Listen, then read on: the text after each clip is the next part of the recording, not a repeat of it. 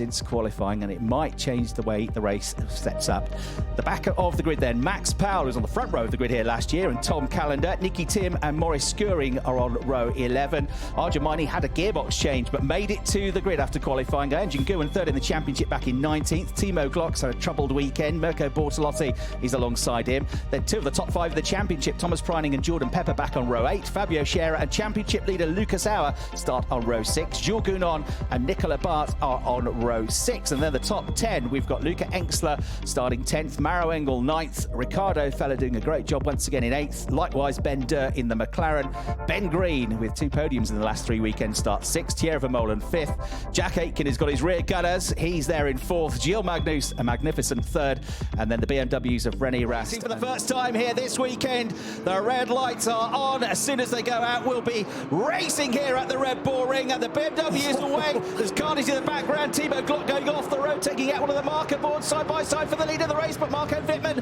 holds on to it from pole position. I reckon Jack Aitken might be up to 3rd, though. He is up to 3rd. Great start from the British driver as Rene Rast now draws alongside Marco Wittmann as they go neck and neck, flat out up towards turn 2. Gilles Magnus has got 2 Ferraris either side of him, and there you're on board. It's off the championship lead. Yeah, so nobody really out of it completely, but Marco Wittmann, he's not going to step aside for anybody. You can see a replay of that start. You saw all the debris flying up into the air on that angle. They were going 4 abreast into turn 1, going very deep into that corner. They could normally get away with it on the opening lap, but the race director will be looking at track limits. It has been an ongoing story all weekend so far. As we look again on board from Lucas Auer, you can see the traffic jam up ahead. Everybody sees that opening lap as the opportunity, as the Aston Martin gets into the side of Thomas Preining and more bodywork going flying. But everybody sees the opening lap. Everybody else behind him. The Land Audi of Ricardo Feller with a really good start. And a really good start as well for Luca Engstler, who's made like a couple of places. Here we go. This is Jules Gounon doing it up the inside to gain a place on the Aston Martin 007 of Gilles Magnus, losing more places. Yeah, but he doesn't need it. Let me tell you, Thomas Preining is fully motivated all the time. So the former champion trying to get up the order, and we might get a change of lead here because the inside line belongs to Rene Rast. Up at turn 3, he gets ahead of Marco Wittmann, holds the line coming out of the corner, and Rast is through into the lead. It might not. Here's a replay of a fairly straightforward pass for the lead here for Rene Rast, who just got the better run coming up. And while they were running side by side, that allowed him to close in as well. Now picking up the slipstream along the flat-out turn in towards turn 4, as Luca Engstler now making a move on Thierry Vermeulen as well. Jules Gounon trying to follow through on his curtails, but at the moment, Feller looking very, very eager. Yeah, he is, and with nothing to lose, he's not worried about championship points. Team radio. You are faster sector 1, you are the good sector 2, we look forward. Yeah, quickest in sector 1, purple times for Fabio Scherer. And another Mustang comes past Lucas Auer this time. There's some hope for Mercedes when it comes to the pit stops. That's a menacing sight, isn't it? In the mirrors alongside you. The Mustang trading paintwork again, trying to go around the outside of Maro Engel. Maro digs his heels in, out onto the curves, onto the runoff area goes the Mustang. Bits of bodywork hanging off the right rear corner. He's got his nose in front, but guess what's coming up? That's right, a right-hand corner. Guess who's on the right-hand side? Maro Engel, and he ain't going to let you through, Fabio. No chance. So he just about fends off. Once again, the Mustang gets a clip on the way out of the corner. That sends him wide. Engel is going to lose the place. He's on team radio. About track limits turn 1. Track limits turn 1. Be careful. Copy. I just did one, but it was He's on a TV. bit busy at the moment. Trying to deal with Fabio Scherer. He's got a Mustang-shaped dent in his door. So now Arjun Maini as well. So Arjun Maini onto Jordan Pepper. So that is for 12th place. So story of the moment. The Mustangs are moving forwards. Before Fabio Scherer rudely interrupted me with his overtaking manoeuvres, side by side again goes the Mustang and the Lamborghini. Way out wide goes Jordan Pepper. Jack Aitken, Ricardo Feller in a battle for 3rd. Team ready from Arjun Maini. Went off, people get told race control is on it already. Yes, but Aitken really can't do anything about challenging for that position because Ricardo Feller just keeping the pressure on is what we've seen him do so many times in the past. He's very good at that. is Ricardo Feller, just keeping the pressure on. Of course, we don't know what their tyre strategies are. It'll be interesting to see when the pit window opens in about 90 seconds. I'm wondering whether Jack might come in quite early and get some fresh rubber on that car. Something dramatic and that's not on. Here is somebody that does try dramatic moves, goes for it. This might be for a lowly position, but it might be for a point now. Thomas Preining on Ben Durr has got through that replay. Ben didn't have a great start to this race, did he? He was 7th on the grid, and he's dropped out of the points now. So Preining, 1 point. And 1 point, Brian, at the end of the season might just be the difference. Yeah, well, there's only 2 between first and second in the championship. So, yes, every point counts. This is where their part comes into play. Yeah, 6 are allowed to work on the pit stop. Only 4 of them actually handle the tyres. One of the lollipops, one of the jacks. Change the rears first, change the fronts, away they go. A good pit stop is 7.5 seconds or less. A really good one is sub 7 seconds. The Pit Stop Challenge Championship, as we see the culprit, sticky right front wheel nut there for Land Motorsport on the Audi. We've had a couple of issues with their pit stops this year. It's a real shame because they're performing very well as a team. And Ricardo is sub 6 seconds, which you see occasionally. And that wasn't 14.6 seconds. We could, this is unofficial because I've not had confirmation of this. By Emil Fry Racing, and in first comes their key championship contender, Jack Aitken. Rears are changed. All good so far. Haven't been the best of the pit stoppers this year. This is okay again. They've averaged, for Jack Aitken's only the 13th quickest on pit stops. For somebody who's there, and an Aston Martin coming in, that's Nicola Bart. So Nicola Bart coming in as well. So the teams get to work once again. There's Argemini, the HRT team, getting to work. The backs, then the fronts. Here we go then. This potentially the battle for second place, once all the pit stops equal themselves out. But it's for the pit stop lead, the net lead. Jack Aitken senses an opportunity. The trouble is he's got to try and find a way past a rather wide BMW that he's been driven by a man that's won 2 DTM Championship titles and started the race on pole position. He looks at the inside, nips at the inside, but there's no gap through. But can he do something into turn 1? If he doesn't do it at turn 1, then the odds might be more in favour with Marco Wittmann, who should have the tyres up to temperature at turn 3. It ain't easy to get up the inside at turn 1 though, is it, Brian? No, it isn't. He's got a slipstream into there, but I think Wittmann's got the job done, you know. He had just a few corners to try and get past him. Mind you, he's still there, isn't he? Out of 1. Now, this is the fastest part of the circuit. Around to turn 2. Maybe this is the last opportunity for Jack Aitken to do it before Wittmann has the heat in the tyres. Side by side, Aitken on the outside, up the hill, under braking into turn 3. Wittmann has the faster inside line. Jack Aitken tries to switch back to the inside. A little bit of a nudge, but Wittmann seems to have him covered off in towards turn 4. Downhill, heavy braking here into the right-hander. But I think Wittmann has done what he needed to do. Yeah, big effort from Aitken. He's going to try and go around the outside again at turn 4 to try and set himself up for the left-hander that's coming up. Wow. At turn 6. He might do it. His nose is in front. That's a fantastic move from Jack Aitken. More contact as he comes through. But the Ferrari is ahead, and that's for the net lead of the race. It probably will be for second place overall once Rene Rast has made his stop. But he split the BMWs up, and that was a terrific move. Let's see where that puts him. He should be up to at least second though.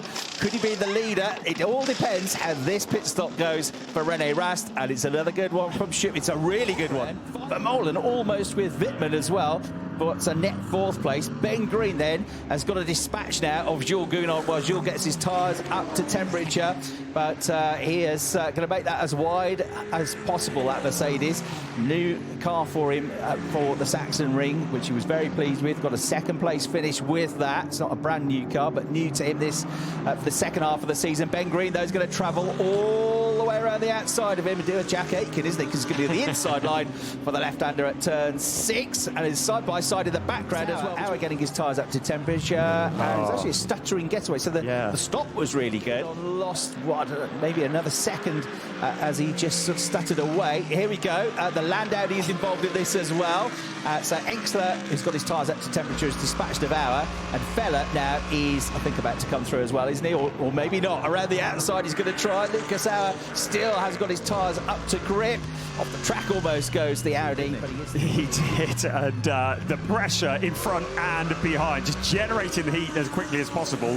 Meanwhile, Luca Engstler is under investigation for an infringement on the pit stop, so his day might be about to go from bad to worse. I was looking out the window at the Priding stop, and it was absolute perfection. It was like poetry in motion watching that happening. Right, Jordan Pepper now without the heat in the tyres. There's Jules Gounon to the inside into turn 3. So Gounon is going to have both of them, isn't he? So Thomas Priding as well. Fairly easy prey with those cold tyres. Jules Gounon, having got his tyres up to temperature, sails past both of them. They've got nothing to defend with. Fancies a move on Jordan Pepper. Look who's in the background. Never give up. Ricardo Fella out along the pit straight in towards turn 1. Looking back from Jordan Pepper. Suddenly Engstler has Fella to the inside. The two cars side by side into turn 1. Ricardo Fella absolutely dialed in there, but he drops in behind. So Thomas Priding holding both Lamborghinis and the Audi behind him. Looking back from Thomas Priding at the come to you Aston Martin that now has the attention of Jordan Pepper, tries to give him the squeeze,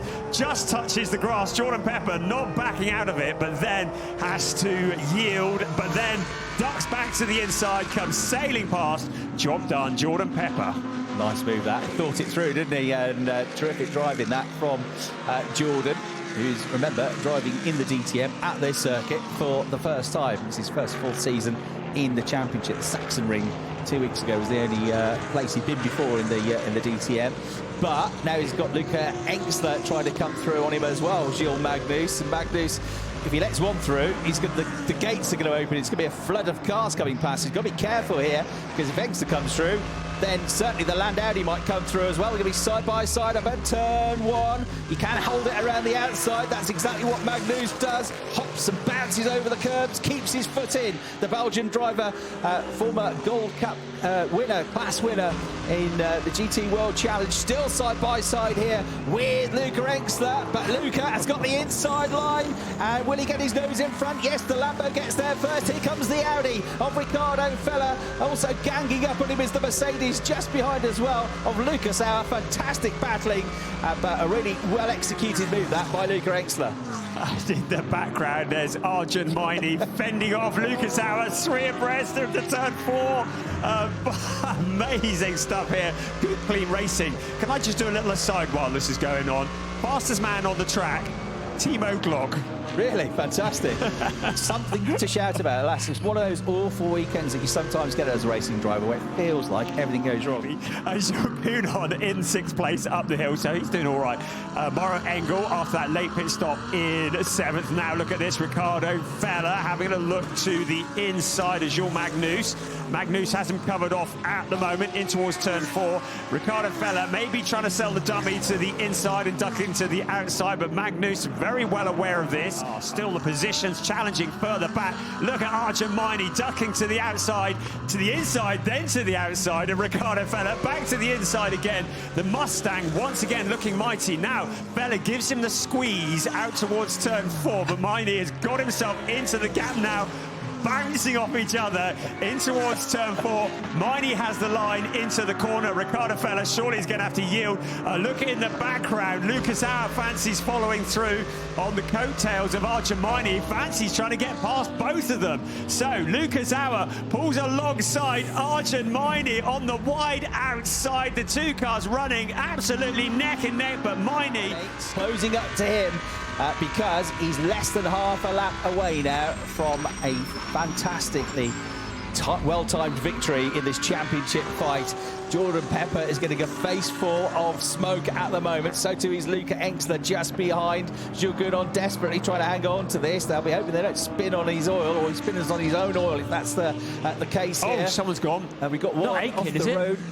Aiken. Jack Aiken, yeah, off and into the barriers. What's happened there? The checkered flag comes out. Wing number 31 comes to Rene Rast. Rast comes through, picks up the points. And yeah, there is Marco Wittmann next through in 2nd place on the last lap of the race. We've lost Aiken, so Vermeulen gets up onto the podium and 20 points down the drain. Ben Green continues to impress, 4th place. More good points for the British driver. Mauro Engel in 5th. That will feel very good for him as the highest placed, normally aspirated car. Up on the top step of the podium, they all go. The 3 drivers, the team boss. Now it's champagne time. Rene Rast, that was a perfect aim. He cracked the champagne open with one hand, directed it towards Torsten Schubert, and got him straight in the eye from about 6 meters away. That was brilliant.